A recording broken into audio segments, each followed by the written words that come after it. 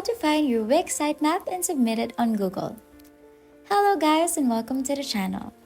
In today's video, I will be showing you how to find your Wix sitemap and submit it on Google. This is a quick and easy tutorial, so please keep on watching.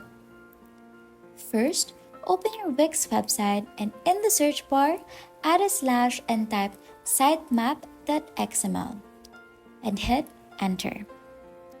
After that, your Wix website sitemap will appear right here. Now submit it on Google.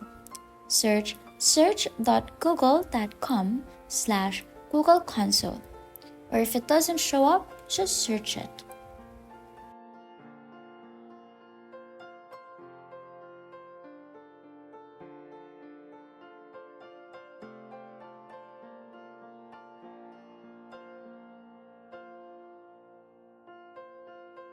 After opening it, you have to verify your ownership.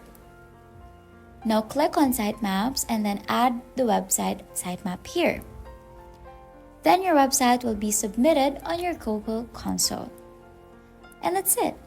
I hope you found this tutorial helpful. If you did, please don't forget to like, share, and subscribe for more tips and tutorials. Thanks for watching, and I'll see you in the next one. Bye!